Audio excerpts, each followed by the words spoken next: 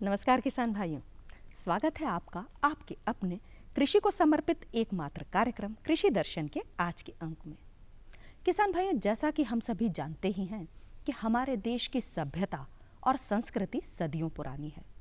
इसके साथ ही साथ यदि हम प्राचीन खेती के तरीकों की बात करें तो हमारे पूर्वज खेती की उत्पादकता, गुणवत्ता बनाए रखने के लिए, साथ ही साथ उनको कीटों और इल्लियों से बचाए रखने के लिए जैविक खेती को प्राथमिकता देते थे। जैविक खेती को अपनाकर एक और जहां हम रासायनिक खादों के दुष्परिणामों से अपने आप को और अपनी फसल को बचा सकते हैं, साथ ही साथ कम लागत में अधिक उत्पादन भी प्राप्त कर सकते हैं।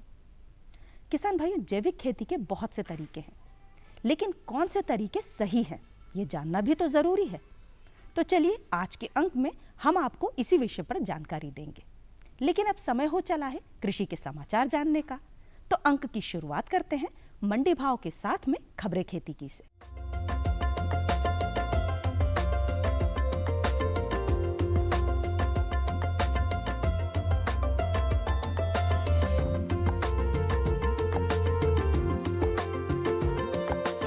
नमस्कार किसान भाइयों, खबरें खेती में आपका स्वागत है। आइए एक नज़र डालते हैं कृषि की खास खबरों पर।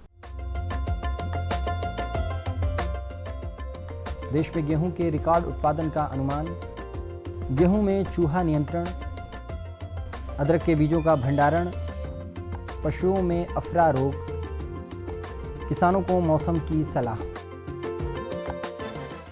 दूसरे अग्रिम अनुमानों के अनुसार 2016-17 के दौरान मुख्य फसलों के अनुमानित उत्पादन का ब्यौरा इस प्रकार है। खाद्यान्न 98 मिलियन टन, चावल 108.86 मिलियन टन, गेहूं 96.64 मिलियन टन, मोटे अनाज 44.34 मिलियन टन, मक्का 26.15 मिलियन टन, दलहन 22.14 मिलियन टन। गेहूं की फसल में इस समय चूहों का प्रकोप सर्वाधिक नुकसानदायक होता है। इसके लिए सभी किसानों को एक साथ मिलकर चूहा नियंत्रण की मुहिम चलानी चाहिए, जिससे कि एक साथ सभी चूहों को नियंत्रित किया जा सके। इसके लिए 100 ग्राम विष चुग्गा बनाने के लिए 100 ग्राम आटा, 2 ग्राम खाने का तेल व 2 ग्राम जिंक फॉस्फेट को मिलाकर चूहों के बिलों में डालकर बिल बंद कर दें। विष देने से पहले चूहों को 2 से 3 दिन विष रहित खाना देना चाहिए, जिससे चूहों को खाने का स्वाद लग जाए। अदरक के सुरक्षित भंडारण के लिए अदरक को गड्ढों में ही भंडारित करना चाहिए। 6 से 8 महीने की फसल की अवस्था पर ही स्वस्थ पौधों को चिन्हित कर सावधानीपूर्वक कंदों की खुदाई कर लें। फिर बीज कंदों को भंडारण से पूर्व 1 मिलीलीटर क्विनोलफॉस व 3 ग्राम डाइथेन M45 दवा प्रति लीटर पानी के हिसाब से बने घोल में कंदों को 3 मिनट तक डुबाकर रखने के पश्चात ही अदरक को भंडारित करना चाहिए।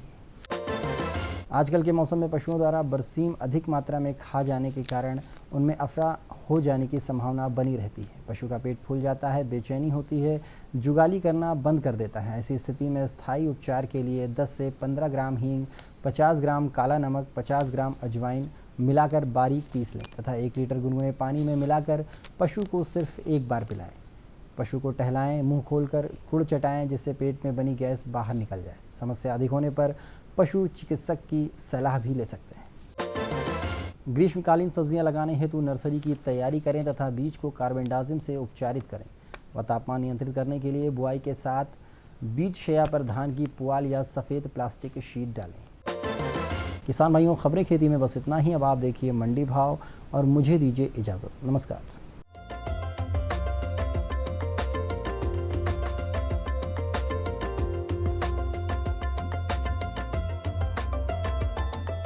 आइए सबसे पहले जानते हैं धान के प्रति क्विंटल भाव। बालाघाट में न्यूनतम 1244 रुपए, अधिकतम 1509 रुपए। बिछिया में न्यूनतम 1470 रुपए, अधिकतम 1475 रुपए। सतना में न्यूनतम 1100 रुपए, अधिकतम 1591 रुपए। उदयपुरा में न्यूनतम 2950 रुपए, अधिकतम 3125 रुपए। आइए अब जानते हैं गेहूं के प्रति क्विंटल भाव। छतरपुर में न्यूनतम 1600 रुपए, अधिकतम 1650 रुपए। दमोह में न्यूनतम 1600 रुपए, अधिकतम 1710 रुपए। धार में न्यूनतम 1504 रुपए, अधिकतम 1990 रुपए। काला पीपल में न्यूनतम 1540 रुपए, अधिकतम 1800 रुपए। आइए अब जानते हैं सरसों के प्रति क्विंटल भाव।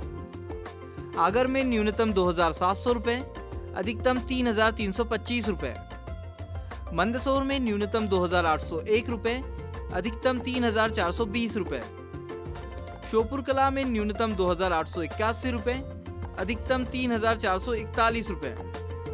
गंज बासुदा में न्यूनतम 2,901 रुपए, वही अधिकतम 3,290 रुपए रहा।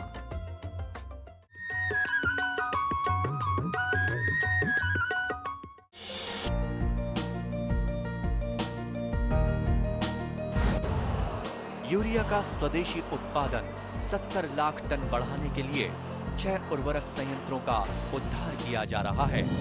FCIL के गोरखपुर, सिंदरी, तलचर और रामागुंडम संयंत्र, HFCL की बरौनी इकाई और PVFCL की नामरू फोर्थ। सोने पर सुहागा ये है कि देश में अब बनेगा सिर्फ नीम लेपित यूरिया, क्योंकि इससे होगा किसानों का फायदा ही फायदा। अनाज का उत्पादन 10% तक बढ़ेगा। बढ़ेगी 10 से 15% नाइट्रोजन क्षमता।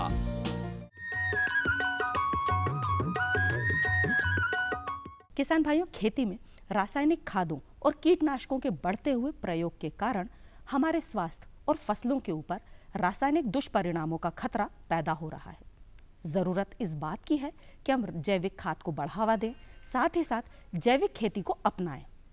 जैविक खेती को अपनाने से जहां एक और हम अपने स्वास्थ्य को बनाए रख सकते हैं, साथ ही साथ कम लागत में अधिक उत्पादन भी प्राप्त कर सकते हैं। जैविक खेती के बहुत से तरीके हैं, जैसे नाडेप खाद, वर्मी कंपोस्ट यानी कि केचुआ वाली खाद, एक सींग वाली खाद। भाई मुझे तो इतना ही पता है, आपको और जानकारी दे रहे हैं हमारे विशेषज्ञ। हमारे विशेषज्ञ हैं डॉक्टर AB सिंह, प्रधान वैज्ञानिक, CIAE नबीबाग से। किसान भाइयों, जैसा कि आप सभी जानते हैं, आपने गोबर की खाद सुना है, केचुआ की खाद सुना होगा, नाडेप कंपोस्ट सुना होगा, मुर्गी खाद सुना होगा, हरी खाद का नाम सुना होगा।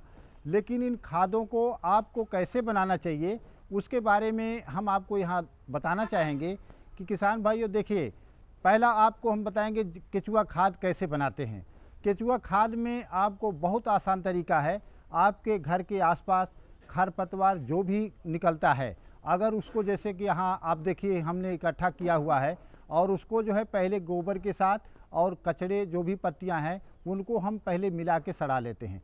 तो कैसे मिलाते हैं, जैसे 100 किलो आप खरपतवार कचड़ा ले लीजिए, 100 किलो गोबर ले लीजिए, उनको पहले गड्ढे में आप मिला करके, अगर उसको मिक्स करके अब मिला करके उसको जो है 15-20 दिन के लिए छोड़ दीजिए।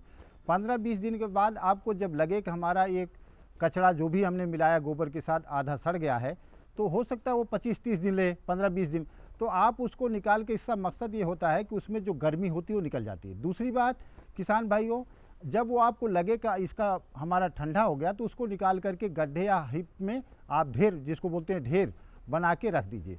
उसमें क्या करिए, आधा से 1 किलो केचुआ, जैसा कि आपको यहाँ दिखाया जा रहा है केचुआ खाद बनाने के तरीकों में, उसको मिला के रख दीजिए। और उसके ऊपर जो फटी पुरानी बोरी जो जूट की बनी होती है, जैसा कि आप यहाँ पे देख रहे हैं, उसको लगा के रख दीजिए। और उससे क्या होगा, आपको ये है कि नमी जो आप पानी डालते हैं उसके नमी बनी रहेगी और आपको बार बार पानी डालने की ज़रूरत नहीं होगी। आप ये ध्यान रखें कि 1 हफ्ते के अंदर आप बीच बीच में 2-3 दिन के इंटरवल अगर आप रखते हैं, 2-3 लीटर पानी एक गड्ढे के ऊपर छिड़काव करते रहिए। ना तो आपको पानी ज़्यादा लगेगा, ना तो आपको ऐसा करना पड़ेगा कि हमारे जो है केचुए मर रहे हैं। तो किसान भाइयों, ऐसा करने से आपका केचुआ खाद बनना शुरू हो जाएगा। जब आपको लगे कि हमारा केचुआ खाद बना है या नहीं, तो आप उसको क्या करिए कि जो केचुआ 15-20 दिन के बाद आप उठाएंगे उसमें बोरी, तो आपको चाय पत्ती जैसे, जिसको बर्मी कास्ट बोलते हैं हम लोग, तो उसको उठा के देखेंगे तो आपका 1 इंच 2 इंच की खाद बन के तैयार हो जाएगी। तो इस तरह से आप जो है केचुआ खाद आप बना के तैयार कर सकते हैं। किसान भाइयों, केचुआ खाद बनाने का ये बहुत ही आसान तरीका है और इसमें खर्च भी कम आता है। और खर्च क्या, हम आपको बताएं कि आपका जो घर में गोबर यहाँ पे गाय भैंस से हुआ है, खरपतवार जो है, उन्हीं को, आपको कोई चीज़ ऐसा नहीं है जो बाहर से खरीदना है। जैसा कि आप लोग सभी आज देख रहे हैं कि 0 बजट की खेती के बारे में आज किया जा रहा है, तो तो किसान भाइयों, आप लोग जहां यूरिया, डीएपी, एसएसपी के पीछे भाग रहे हैं, मैं आप सभी किसान भाइयों से यही अनुरोध करूंगा कि आप इस टेक्निक को सीखें और ज़्यादा से ज़्यादा केचुआ खाद बना करके आप जैविक खेती करें, या जैविक खेती ना भी करें तो आप किसी न किसी रूप में इन जैविक खादों का प्रयोग करके अपने खेत में डालने का प्रयास करें। इसके अलावा किसान भाइयों, एक हम लोगों ने टेक्निक बनाया है कि फास्फोरस कैसे उसमें डालें। तो फास्फोरस डालने के लिए आपको यहाँ मैं बताऊँ कि रॉक फॉस्फेट या पायराइट, रॉक फॉस्फेट या पायराइट जो है जैसे होता है, उसको भी हम डाल करके हम केचुआ खाद बना सकते हैं। उसका मकसद ये होता है कि हमारे जैविक खाद में जो फास्फोरस की कमी है उसको पूरा करने के लिए रॉक फॉस्फेट कितना डालना चाहिए। देखो किसान भाई, हमारे पास रॉक फॉस्फेट 2 ग्रेड का उपलब्ध होता है, जिसमें Jhabua rock phosphate, Mussoorie rock phosphate और सागर रॉक फॉस्फेट उपलब्ध हैं, जिसमें 16 से 18% का फास्फोरस ग्रेड होता है, दूसरा 30 से 32% फास्फोरस होता है। उसको कैसे डालना चाहिए? 2.5% P2O5 बेस पे रॉक फॉस्फेट आपके वर्मी कंपोस्ट पिट में डाल दें तो आपका जो वर्मी कंपोस्ट बनेगा वो फास्फोरस इनरिच वर्मी कंपोस्ट बनेगा। कहने का मतलब उसमें फास्फोरस की बढ़ जाएगा। तो इस तरह से आपको फास्फोरस अलग से एसएसपी या डीएपी डालने की ज़रूरत नहीं है। दूसरा किसान भाइयों, आपका मुर्गी खाद आप लोग देखते होंगे कि कई जगह से निकलते तो एक बदबू आती है, लेकिन आप लोगों को उसको खेत में डायरेक्ट अगर मिट्टी में मिलाते हैं तो ढेर सारी ऐसी बीमारियां भी खेत में होती हैं, जिससे हमारा जो है पौधों को नुकसान ही होता। और ये ढेर सारे इसमें एंटीबायोटिक्स दे करके मुर्गियों को दिया जाता है, जिनके बीट में जो है ढेर सारे एंटीबायोटिक्स आ जाते हैं जो मृदा स्वास्थ्य के लिए भी। अगर इस मुर्गी बीट को अगर हम गोबर के साथ मिला करके उसको डिकम्पोज मतलब सड़ा दें तो 2 महीने बाद जो आप खाद डालेंगे ना तो उसमें कोई बदबू आएगी और वो आपकी खाद किसी भी तरीके से आपको मिट्टी में जाएगा तो आपको मिट्टी को लाभदायक ही होगा, ना कि कोई उसका बुरा असर मिट्टी में आएगा। इसी तरह से किसान भाइयों, हमने फास्फो कंपोस्ट बनाया है। फास्फो कंपोस्ट जैसा कि आप यहाँ देख रहे हैं कि हमारे फास्फो कंपोस्ट पिट में हम लोग क्या करते हैं, जो भी आप कचरा गोबर है उसको सड़ाने के बाद जब हम उसमें जो है रॉक फॉस्फेट, जैसा हमने बताया कि उससे 5 से 10% रॉक फॉस्फेट उसमें हम डाल देते हैं। उससे क्या होता है, एक तो हमारा जो आपने खरपतवार या गोबर को डाल के सड़ाने की किया, उससे तो हमारा एक तो डिकम्पोज जो अपना सड़ने की प्रक्रिया भी तेज़ हो जाती है, साथ साथ हमारा कंपोस्ट में फास्फोरस की मात्रा भी बढ़ जाती है। किसान भाइयों, एक और हमने टेक्निक यहाँ पे संस्थान में बनाया गया है जिसको कहते हैं फास्फो सल्फो नाइट्रो कंपोस्ट। तो फास्फो सल्फो नाइट्रो कंपोस्ट का मतलब ये है कि ऐसी कंपोस्ट जिसमें फास्फोरस भी हो, सल्फर भी हो, नाइट्रोजन भी हो और जिसमें अधिकता हो, ऐसी कंपोस्ट हम लोग बनाते हैं, जिसमें हम लोग पायराइट, रॉक फॉस्फेट और यूरिया को डाल करके जो हम कंपोस्ट बनाते हैं उसको फास्फो सल्फो नाइट्रो कंपोस्ट कहते हैं। और इसके बारे में किसान भाइयों, आप लोग समय समय पे आते हैं, जहाँ पे भ्रमण के दौरान हम आपको यही बताते हैं कि इसके बनाने के तरीके आप सीखें और इसको ज़्यादा से ज़्यादा प्रयोग अपने खेत में करें, जिससे आपको यूरिया, डीएपी, एसएसपी के पीछे ना भागना पड़े। अगर इन किसान भाइयों जैविक खादों का ज़्यादा से ज़्यादा प्रयोग करेंगे तो आपका निश्चित ही आपका खर्च भी कम लगेगा और आपके जो भी ये जैविक खादें हैं इनका प्रयोग करके मिट्टी की उर्वरता के साथ साथ मृदा स्वास्थ्य में भी वृद्धि होगी।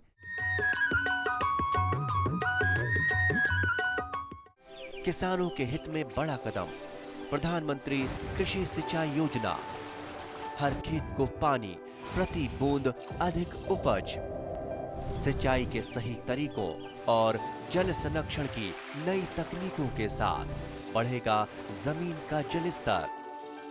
जिला स्तर पर होंगी सिंचाई योजनाएं, असिंचित क्षेत्रों तक पानी पहुंचाकर बढ़ेगा उत्पादन।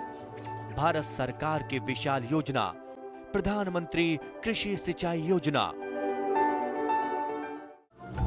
क्या है फसलों का ताजा हाल, कैसे हो इनकी सही देखभाल, बीज और खाद की कैसे हो सही पहचान।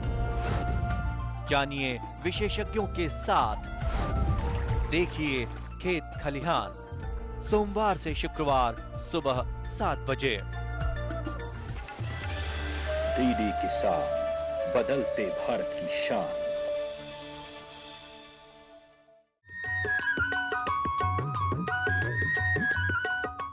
किसान भाइयों, तिलहनी फसलों में अलसी उत्पादन और अलसी के तेल का अपना एक महत्वपूर्ण स्थान है। अलसी की फसल कम से कम लागत में अधिक से अधिक उत्पादन तो देती ही है, साथ ही साथ इसका बाजार मूल्य भी बहुत अच्छा मिलता है। जैसा कि हम सभी जानते ही हैं कि अलसी में बहुत से गुण प्राप्त होते हैं, जैसे कि ओमेगा 3 फैटी एसिड्स, साथ ही साथ बहुत सारे औषधीय गुण से भरपूर होती है। इन सभी गुणों के साथ साथ इसकी कटाई और गहाई भी बहुत आसान होती है। और एक बहुत महत्वपूर्ण बात यह है कि इसको हम बहुत कम पानी वाली जगह में भी लगा सकते हैं। अलसी की परियोजना के विषय में आपको और जानकारी दे रहे हैं हमारे विशेषज्ञ। हमारे विशेषज्ञ हैं डॉक्टर MP दुबे।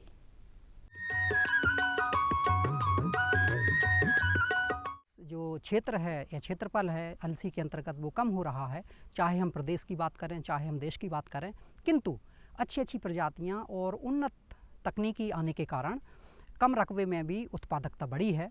अर्थात किसी भी हालत में ये फसल किसान के लिए लाभकारी होती है। अगर किसान इसकी खेती बहुत अच्छे से करता है, वैज्ञानिक तरीके से करता है, तो निश्चित माने कि इसमें नुकसान होने की संभावना बिल्कुल नहीं है।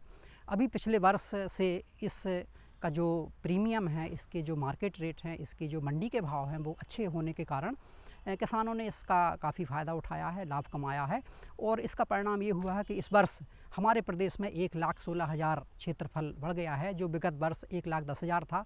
और उसके 2-3 साल पहले तक भी लगभग 1 लाख क्षेत्रफल हमारे यहाँ बचा था।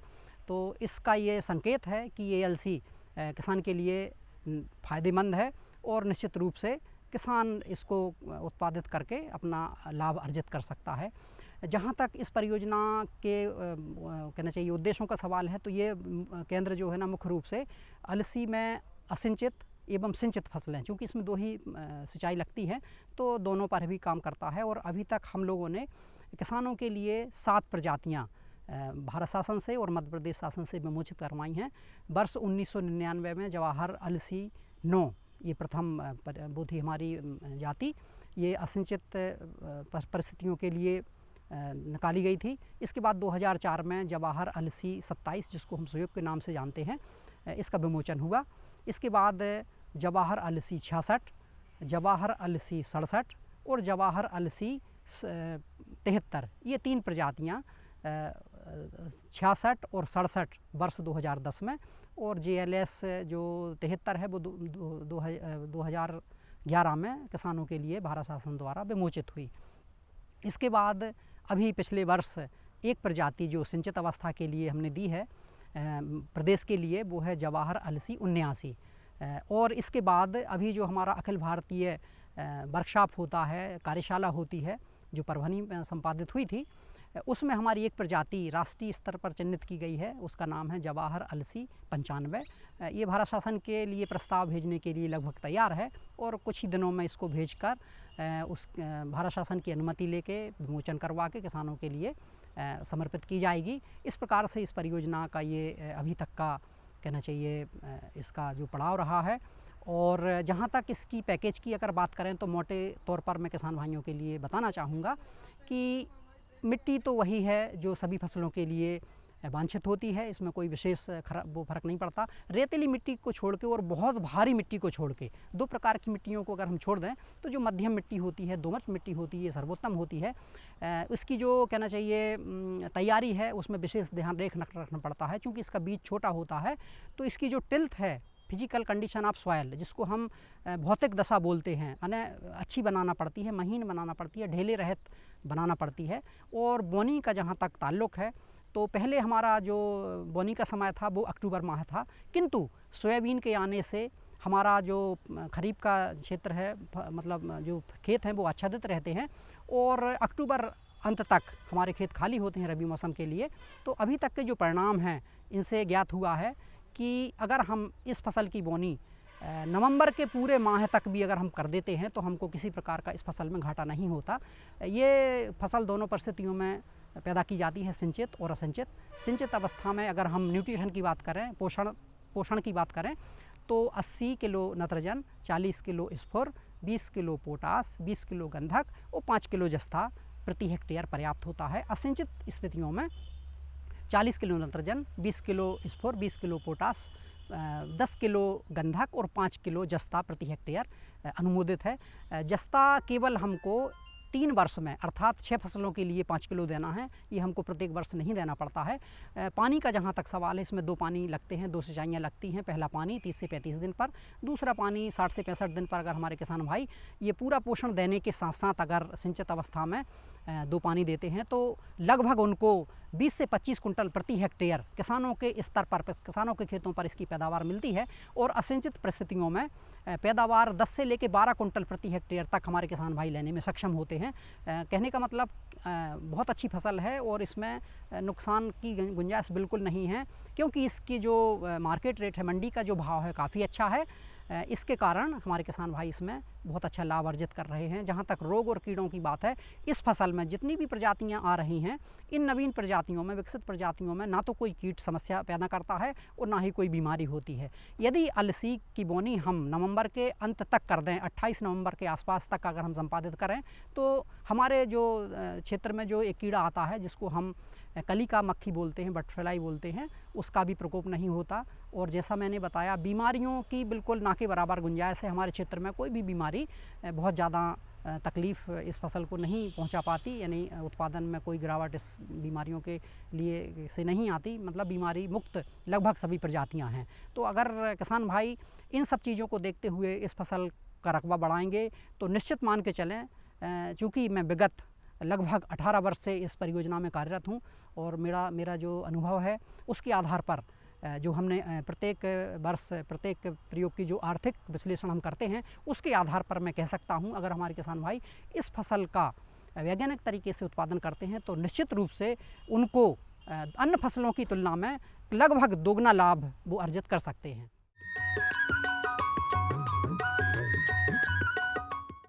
ये बदलाव क्या है? बदलाव से हुआ क्या है? भैया, ये बड़े काम की चीज है। जब जब बदलाव आया है, अपने संग खुशहाली लाया है। इंसान की सोच में अगर बदलाव आ जाए तो सब कुछ मुमकिन है, सब कुछ संभव है। अब ये बदलाव फिर आ रहा है और इस बार ये देश के हर हिस्से की सूरत को बदल के रहेगा। हर सूरत की मुस्कान में वो आपको दिखाई देगा, क्योंकि जब जब बदलाव आया है वो अपने साथ खुशहाली लाया है। तो चलिए एक नई शुरुआत करते हैं, कुछ बदलाव करते हैं। दूरदर्शन किसान, एक नया चैनल जहां बातें होंगी बदलाव की और आपके कल की बेहतर शुरुआत की। छेड़ो बातें बदलाव की। कैसे पाएं अच्छी पैदावार? खाली पड़े हैं खेत, उस समय हम नमूने, मिट्टी के नमूने लेते हैं। कैसे रखें पशुओं का ख्याल? पशु बीमा बहुत जरूरी चीज है। कौन सी तकनीक रहेगी बेहतर? एक कॉल पर मिलेगी पूरी जानकारी। ये साहिवाल गाय कितना दूध दे देती है? देखिए हेलो किसान, सोमवार से शुक्रवार शाम 6 बजे। डीडी किसान, बदलते भारत की शान। मुद्दा किसान का। भारत में मौसम और मॉनसून मिलकर किसानों की तकदीर लिखते हैं। विषय संवाद का। कैपेसिटी नहीं है उसकी इतनी। मंथन विचारों का। किसी को खाता खोलने से मना नहीं किया जाता। देखिए वाद संवाद, सोमवार से बुधवार शाम 7:30 पर। डीडी किसान, बदलते भारत की शान।